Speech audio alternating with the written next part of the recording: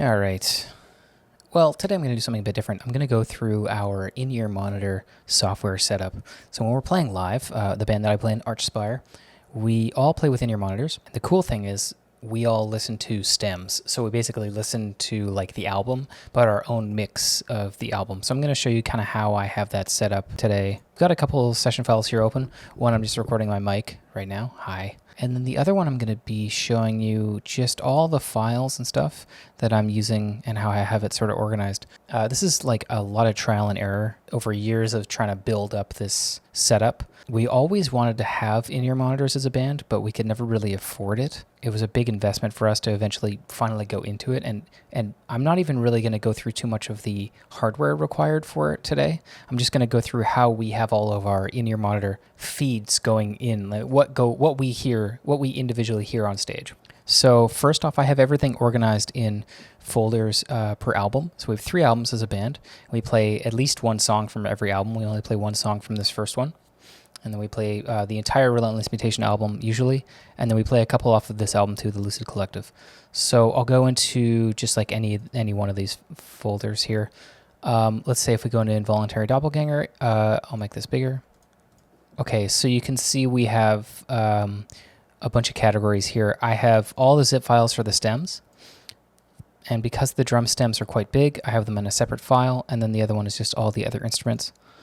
For the rest of the folders here, I have the track itself, so a high quality wave. Oh, this one does not have it. Okay, this was one that was missing. I'll go to a different one that has that file.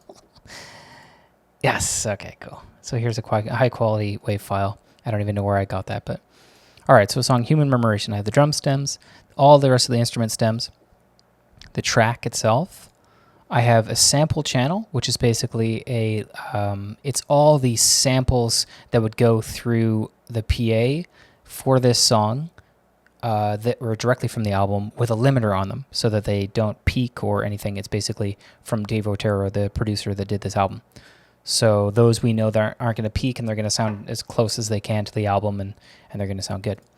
This MIDI folder I made for each song, but now I found out that exporting a MIDI file for each track was kind of pointless, so I didn't do it, but I haven't gotten rid of it.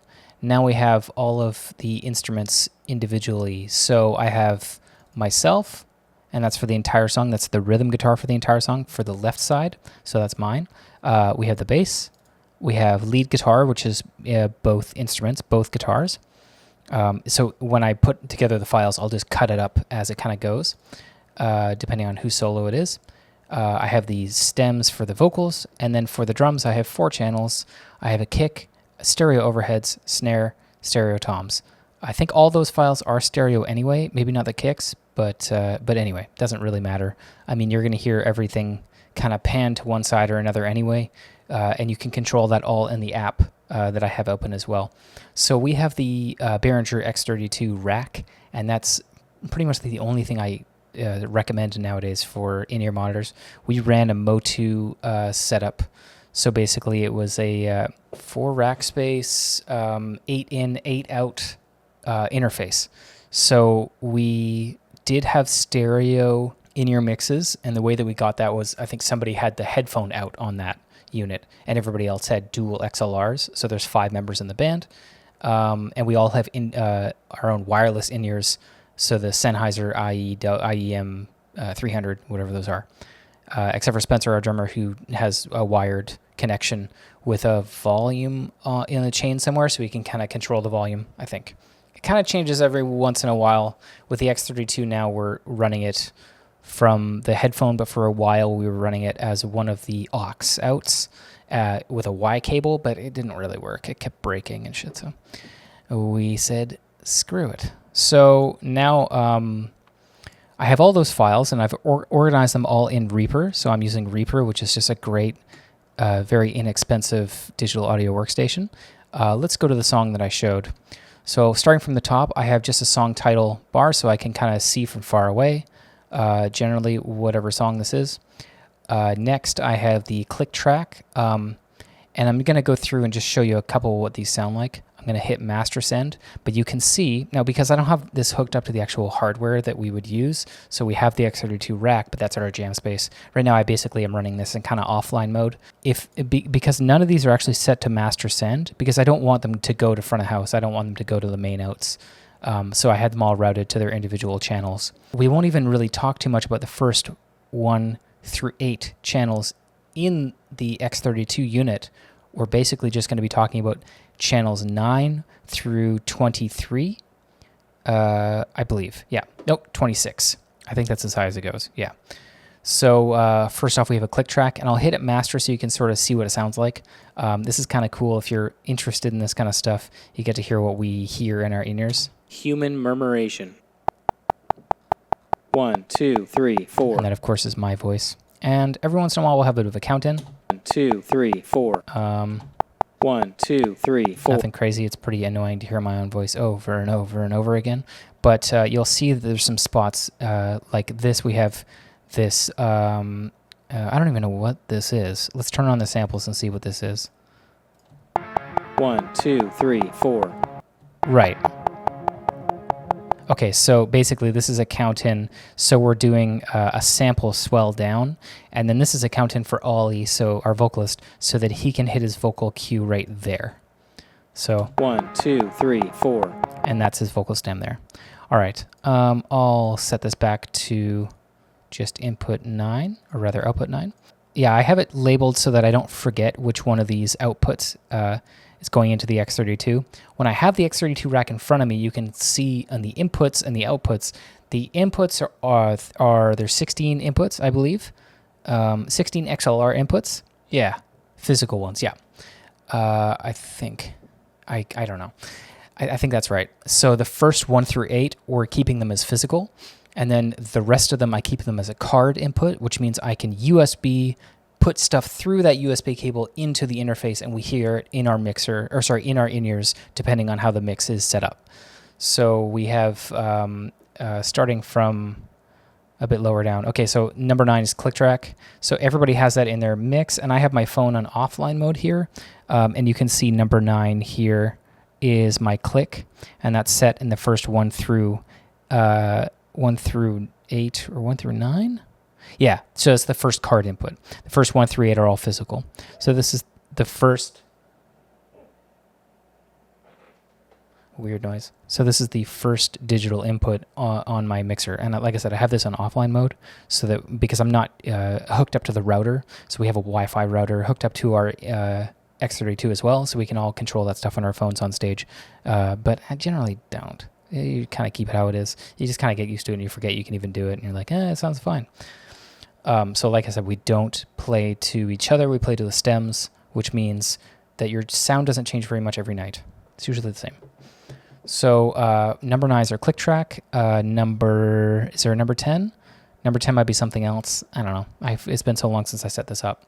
Number 11 is your kick, and that's the stem kick. So you can hear that there. And this is just the kick from the recording. So makes sense. I won't necessarily go through all of these, but here's your snare. Right. And if I wanted to, I could hear just the drums. And it's all stereo mixed and all that. And it sounds great. One of the things we really wanted was to have stereo mixes so that we could have stuff panning back and forth.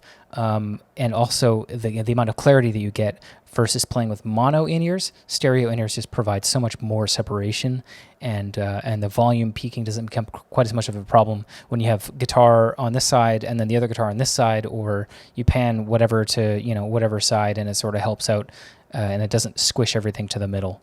Up next we have Troupe, so that's output 18, so that's card output 18 on the X32. And this one is just Toby's guitar part, and if you want to hear both of ours together. And you might notice it's not panned here. That's because we do all the panning in the app. And if I wanted to pan number 18, I go into the stem, and then I can pan it with this this prompt here above this slider, but it won't let me because I'm in offline mode. So. but I can pan it in my app, so I can change it on stage whenever I want to. I don't have to go back down to the computer. So we just leave it centered for that reason. Did I turn? Okay, yeah, you can see a little master thing for any of the main channels if it's on and off. You might notice it's all cut up here, and I'll kind of go in a little bit more. So the reason why this is all cut up is because we have a couple of parts that I wanted to make it really clear and obvious who's playing what.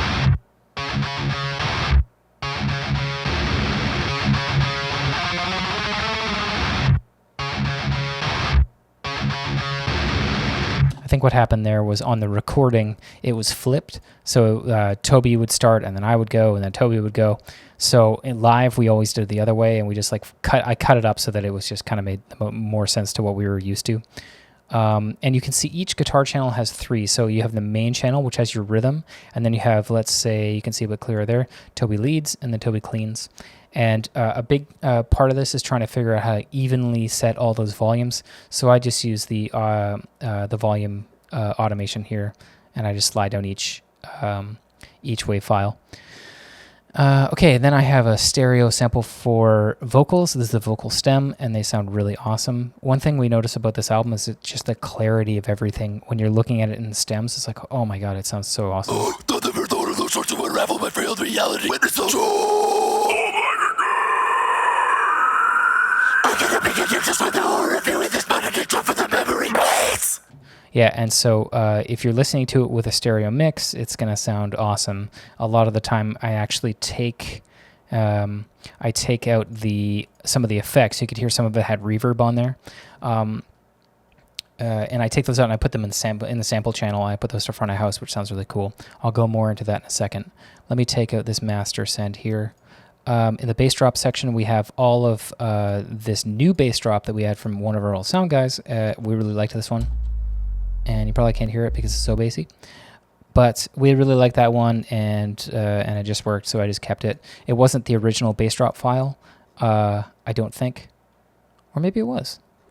So hard to remember. Up next, we have the track itself, so I can use that to line everything up. You notice there's tempo markings up here, so the tempo marking starts at the beginning, and just trying to line everything up so that I have enough time for the song to start before it goes into the actual track, because we hear everything that it really is in the actual track without actually listening to the track itself. It's because we want to have a good mix, so we can change, I want less Toby guitar, more Dean guitar, or more bass, less Dean, or whatever, whoever's doing the mix. So you want the most control over it, and it's pretty easy to do once you sort of get a mix. You can just leave it. Yeah, you can see that when it starts, I want to have enough room so that I can have this. Human murmuration. So the song name. Human murmuration.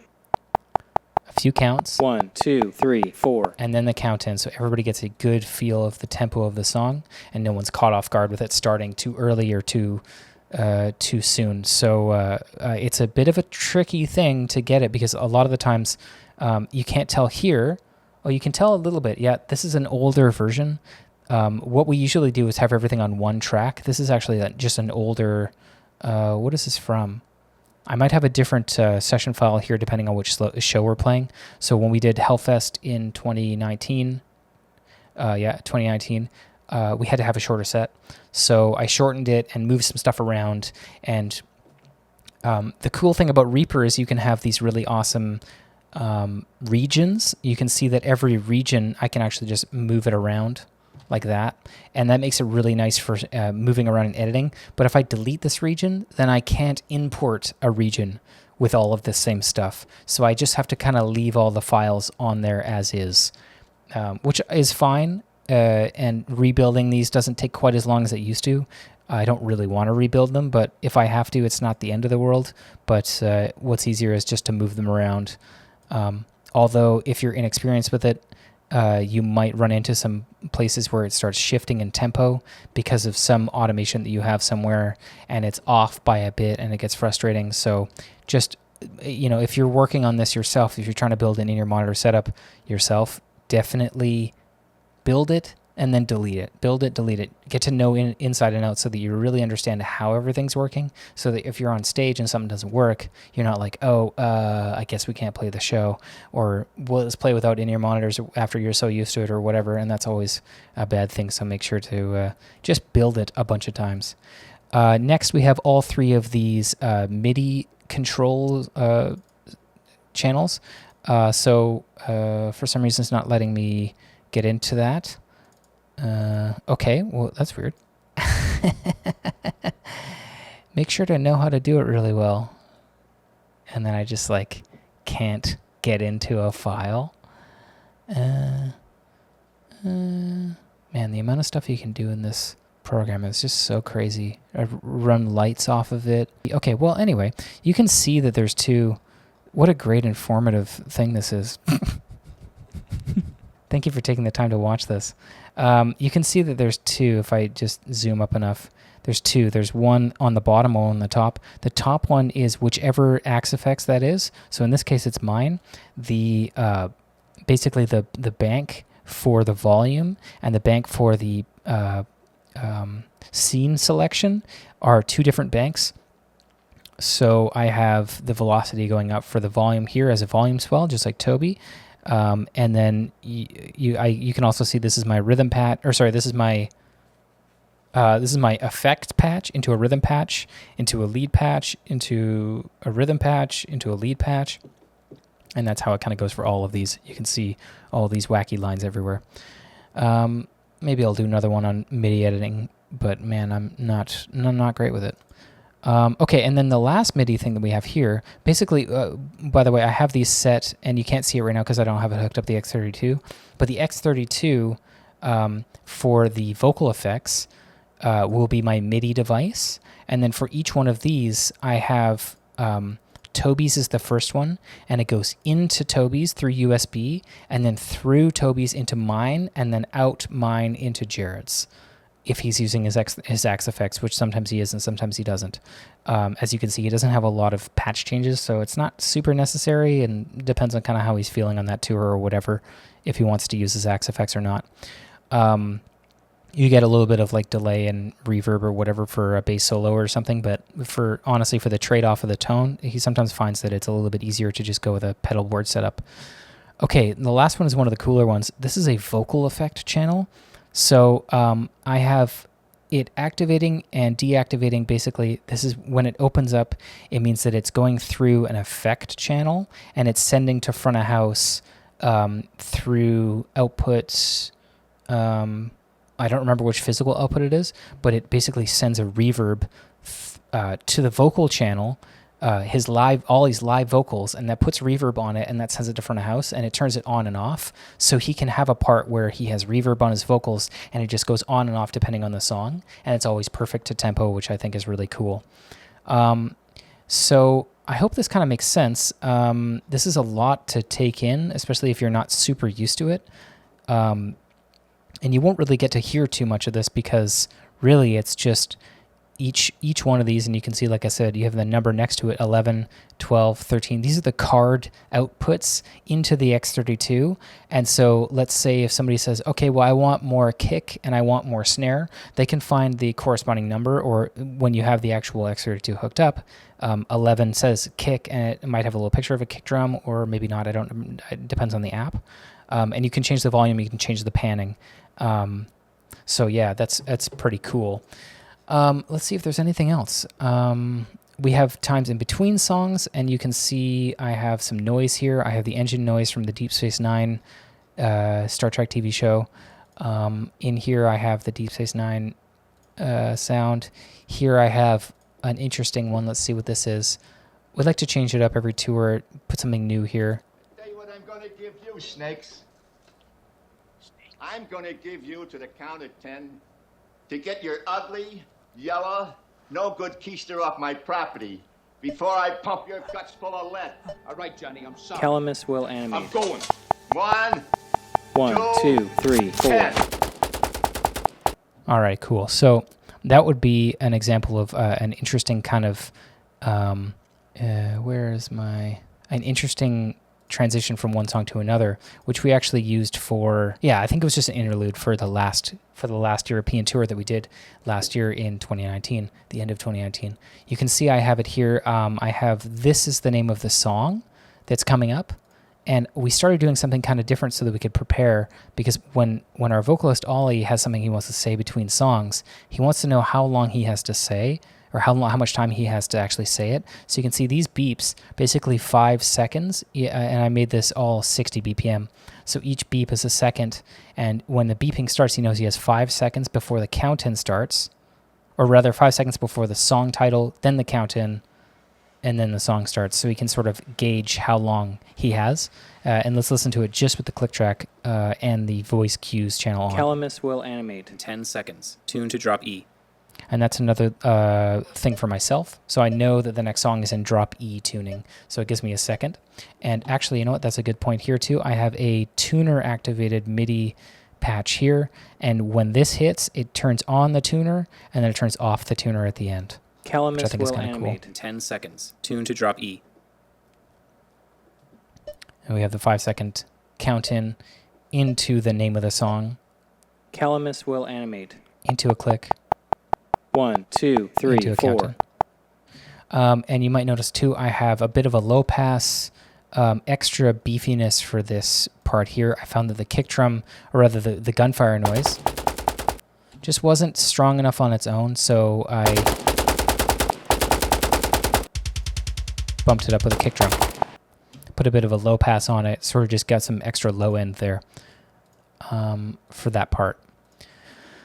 Yeah, I mean, some things that work on the album work a little bit less well on the live scenario, and vice versa. Kind of depends. Here you might notice we have an extra guitar, and you have guitar sample, guitar right, guitar sample left. And you notice that's the only time in the entire set that we do this.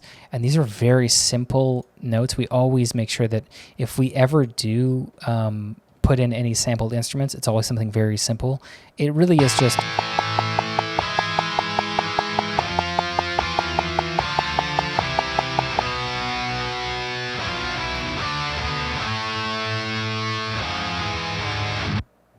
It's just a cool harmony that we couldn't get, because if you can see, the rest of the band is playing lots of crazy shit, so we just weren't able to all pull it off at once.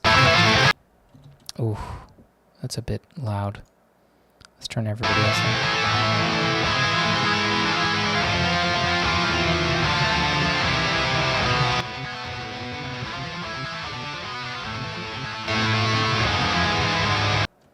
There's just 4 guitar parts, and that's how it was written.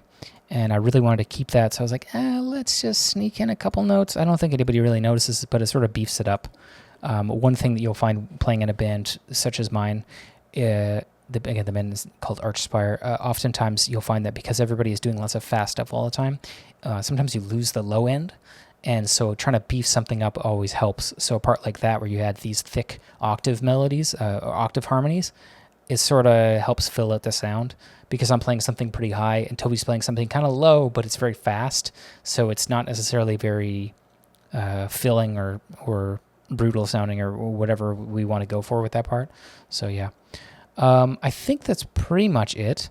If you are interested in this kind of stuff, I think this is a really awesome way to go. The program I'm using is very easy to understand, in my opinion. I was always terrified to work with digital audio workstations because I just really didn't understand it. But because Reaper is so cool in the way that each channel is a track, or it's an effects send return, or it's a like each track can act like a bunch of different things, and you can see you can parent or you slave other tracks to like a parent track like that. So everything underneath in this group will play, and you can put an effect on this and an effect. So it's like, it sort of works in a lot of ways like Photoshop, where you have different layers and things underneath are affected by the ones above, and you can parent things together and group them together. But so that's kind of why I found it was very easy to kind of understand. That being said, this did take me years and years, and it took us years of trying to make it work, and then it failing, or me losing something, or having to rebuild it, or whatever. So So yeah, if you have any questions, leave them in the comments below. Hopefully this helped you. If you want to know more about the physical, like the actual hardware that we're using, maybe I'll do a video of that in the future, about that in the future. But as it is right now, we can't really get to my jam spot, or at least I try not to go to the jam spot whenever I don't have to. But yeah, look for that in the future. Thanks for watching.